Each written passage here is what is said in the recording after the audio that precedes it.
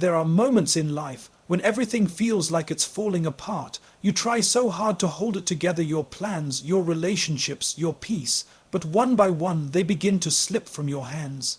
And you wonder, why is this happening to me?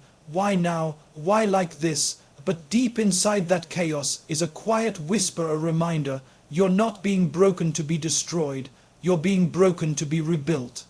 Sometimes life removes the things you are holding on to just to show you what you should have held on to all along, and that is your connection with Allah, because in the pain, in the silence, in the heartbreak, He is closer than ever.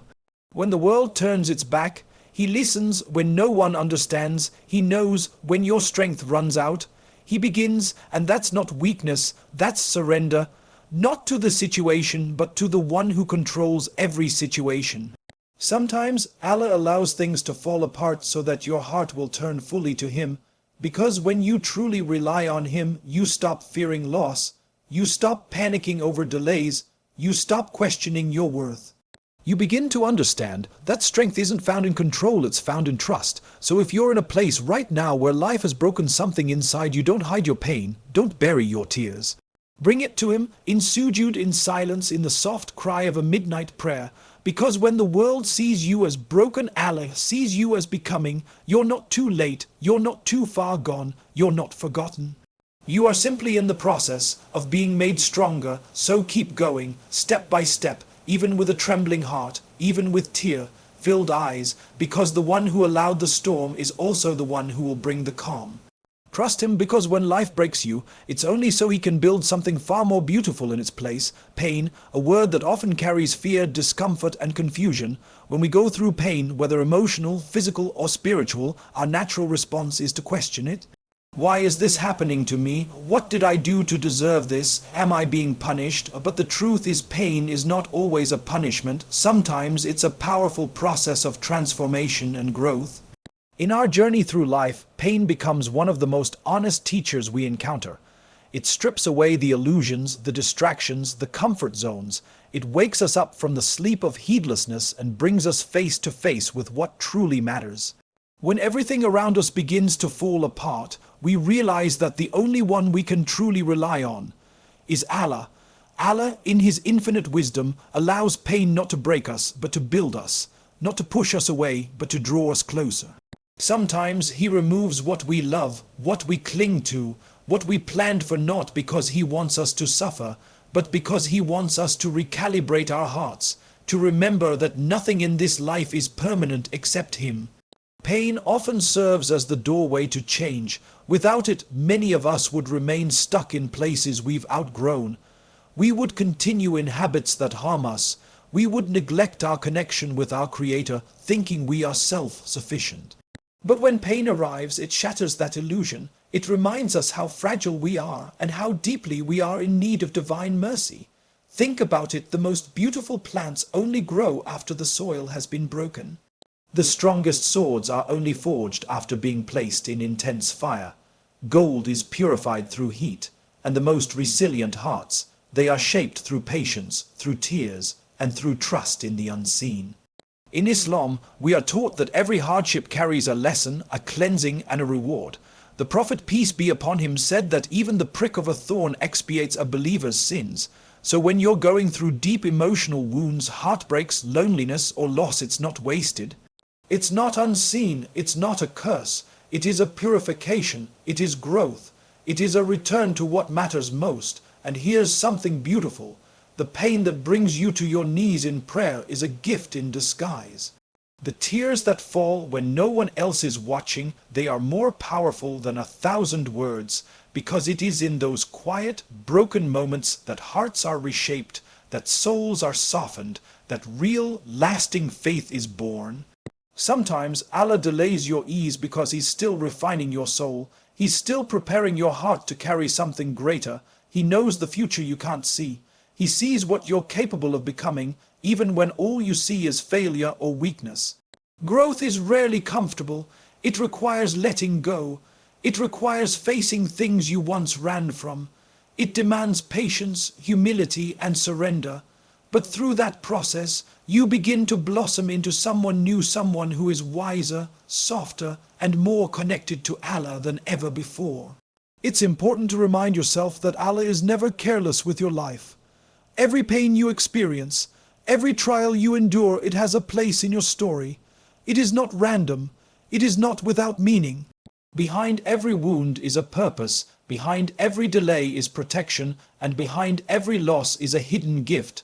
What if your pain was actually a mercy? What if your heartbreak was saving you from something that would have broken your soul even more? What if your loneliness was leading you to the only companionship that never fades, the closeness of Allah? So no, pain is not always a punishment. It's often the opposite. It's a sign that you're being prepared, that you are growing, that you are being cleansed for something greater. And sometimes what feels like breaking is actually your soul unfolding. There comes a moment in almost every life where it all feels too heavy, when the heart feels like it's carrying more than it can bear. When everything you've built begins to crumble, when the silence becomes louder than words, and you feel like you're standing alone on the edge of your own strength, that's what we often call a breaking point. It's the point where you feel like you can't go on. Like your prayers aren't being answered, like the pain has overstayed its welcome, and in that moment, it's easy to think you've reached your end, but in reality that breaking point is not your end. It's the exact point where something beautiful can begin, because it is often when you are most broken, most tired, most defeated that Allah begins to rebuild you, not in the way you once were, but in a way you never thought possible. Sometimes we spend our lives building our own version of happiness, relationships, careers, dreams, plans, and then, when life takes an unexpected turn and those things begin to fall apart, we panic. We cry, we question, we think we're being punished, we think we're forgotten. But what if the breaking was never about punishment? What if it was protection? What if it was preparation? Allah in His infinite mercy knows what we cannot see. He sees the future we're not ready for. He knows the plans that would have harmed us, the people who would have betrayed us, and the paths that would have led us further away from Him. So when He breaks your plans, it's not to harm you, it's to rebuild you upon something better, something lasting, something real. There is something sacred that happens at the breaking point, that moment when you fall to your knees, not out of routine, but out of desperation. That tearful sujood in the middle of the night, that whisper of Ya Allah, I can't do this anymore. That's where the building begins, because Allah doesn't rebuild with bricks and stones. He rebuilds with mercy, with sabr, patience, with tawakkul, trust, with deep inner peace that no worldly success could ever offer. He breaks down your walls to expand your heart. He removes what you were clinging to so you can finally cling to Him. And in that surrender, that moment of letting go, you begin to rise, not in pride but in purpose, not in strength alone but in submission to the one who gives strength. Think of a seed. Before it becomes a tree, it must be buried. Covered in darkness, split open, from the outside it looks like the seed is being destroyed, but in reality it's being prepared to grow, to rise, to become something it was always meant to be. You are that seed. Your breaking isn't your end, it's your beginning. The darkness is not to harm you, but to nurture your roots, and the pain is not to destroy you, but to remind you of the one who never leaves. The Prophet, peace be upon him, endured pain, loss, betrayal, and rejection. He knew what it felt like to be broken, but in every trial he turned back to the source of all healing. He cried, he prayed, and he trusted. And in doing so, he became the strongest example of how Allah builds the most powerful hearts from the deepest wounds. You, too, can rise like that if you trust in the process of being broken and rebuilt. Don't fear your breaking point, because in that very moment when you feel like everything is falling apart, something greater is being put together. You are not lost, you are being guided, you are not ruined, you are being restored, and no matter how deep your pain, how sharp your fall, or how loud your silence, Allah is near, closer than your thoughts, closer than your heartbeat, closer than the breath you're taking right now, and He is not just watching you fall. He is preparing to lift you higher than you ever imagined when you're ready to be built from the inside out. There are moments in life when your heart is tired, moments when the words get stuck in your throat, when the tears fall without permission, and your soul whispers, I don't know how much more I can take. In those moments, when the weight of the world feels unbearable, there is a sacred place you can return to. A place where no one sees you but where you are most seen, where no one hears your pain but where every silent cry is answered. That place is sujood. Sujood, the act of prostration, is the lowest physical position a human can go. But spiritually, it is the highest place your soul can reach. Because in that moment, when your forehead touches the ground, you are closer to your Creator than at any other time. You see, the world often tells us that strength looks like standing tall, like being in control, like never breaking, never crying, never needing anyone. But in reality, true strength lies in the exact opposite. True strength is knowing when to surrender. It's having the courage to say, I can't do this on my own. It's lowering your head in sujood not as a sign of defeat, but as an act of power. Because when you fall before Allah, you rise in ways the world can never understand. Sujood is where your ego is left behind, where your worries are handed over, where your secrets are safe, where your tears are honored, not judged. It is in sujood that pain becomes healing, that fear becomes trust, that weakness becomes strength. You may enter sujood feeling broken, but you rise with a heart that's been touched by divine mercy. Think about the Prophet, a man chosen by Allah, honored above all creation. And yet he would prolong his sujood in solitude, weeping, whispering, submitting. Not because he was weak, but because he knew the source of all strength. He taught us that no matter how great our status, no matter how high we rise in the eyes of people, we are never too high to bow before the one who created us. In sujood, there is no pride, there is no mask. There is no pretending. It's just you and the one who knows you better than you know yourself. When life overwhelms you, fall into sujood. When people disappoint you, fall into sujood. When anxiety grips your chest and hope feels distant, fall into sujood, because the ground you touch in that moment isn't ordinary. It's sacred. It carries your burdens. It catches your tears. It listens when no one else does, and the one who responds never leaves your side. There's something powerful about crying in sujood, something healing about whispering your fears into the earth and knowing they're being carried to the heavens. The world may never know what you whispered, but the angels recorded it. The world may never see your pain, but your Lord is fully aware, and He promises, call upon me, I will respond. Not maybe, not sometimes, but surely. In sujood, you don't need to have the right words. You don't need to explain your pain perfectly. You don't even need to speak at all, because He already knows, He already understands, He already has the answer even before you ask the question. That's the power of sujood. It's not just a position, it's not just a movement, it's not just part of prayer. It's a conversation, a refuge, a healing space between the Creator and the creation. So the next time life knocks you down, don't stay down out of despair. Let that fall become your sujood, because when you lower yourself for Allah, you're not falling. You're being lifted in the most beautiful way possible. In sujood, your heart speaks, your soul breathes, and your strength is renewed, not by the world, but by the one who created it. There are moments in life when everything goes quiet. You make dua after dua. You raise your hands in the stillness of the night.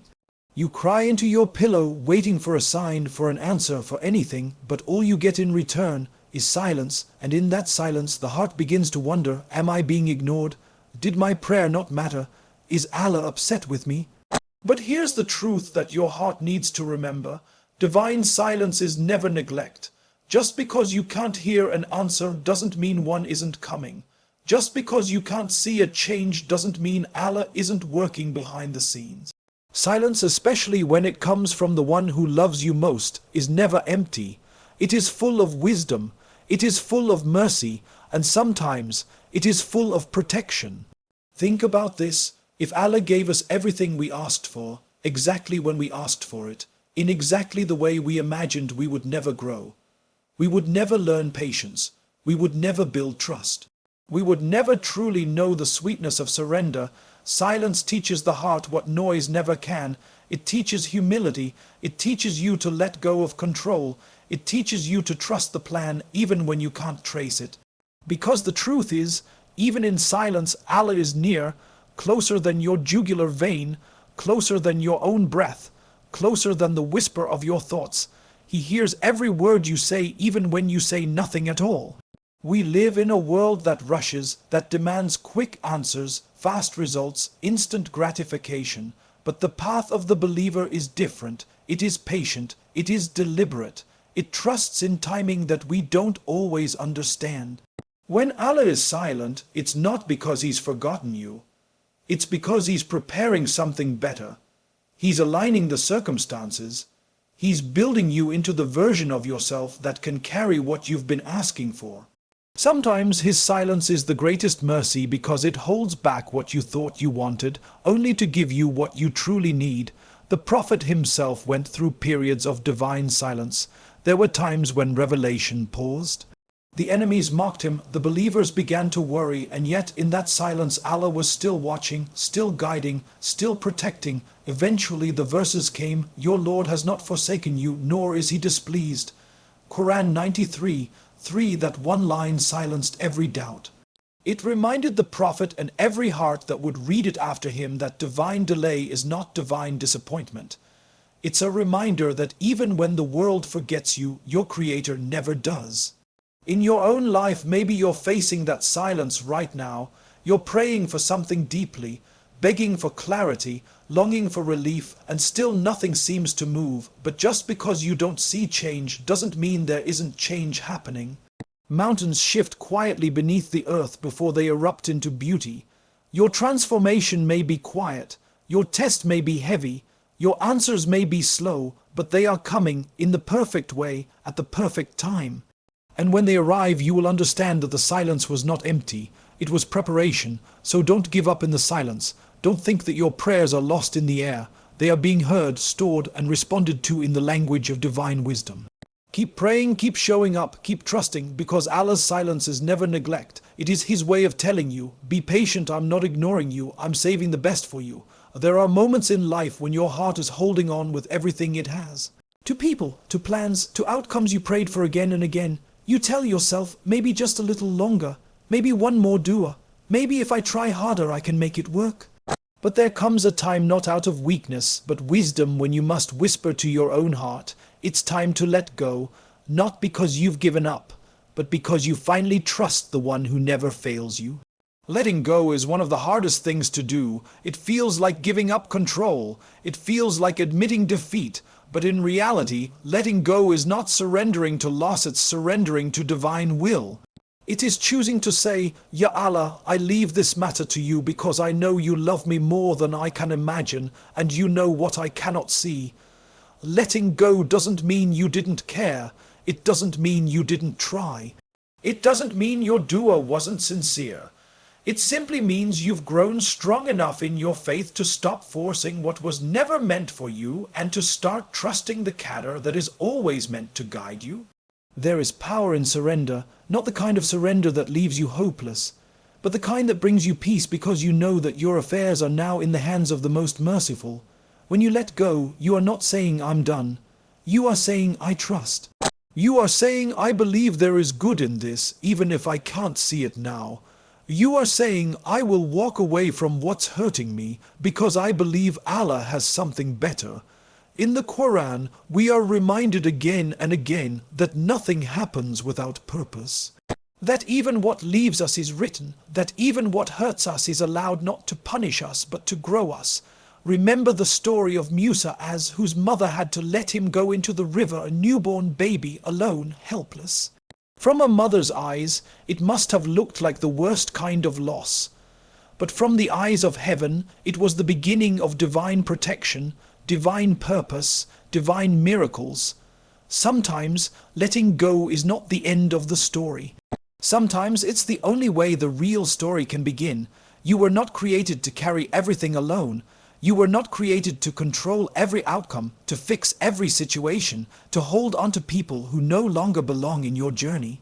You were created to trust, to surrender, to lean on the one who knows every hidden corner of your heart.